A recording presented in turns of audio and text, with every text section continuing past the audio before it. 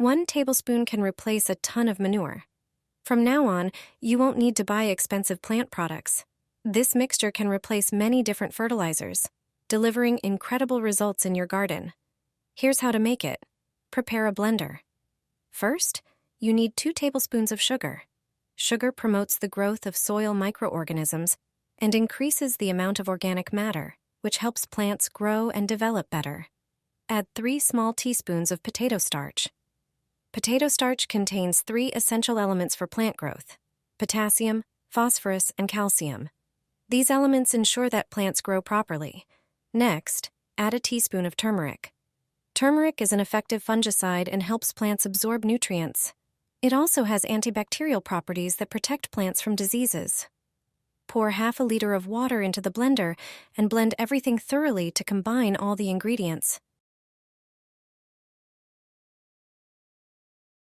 Then, dilute the mixture with an additional liter of water.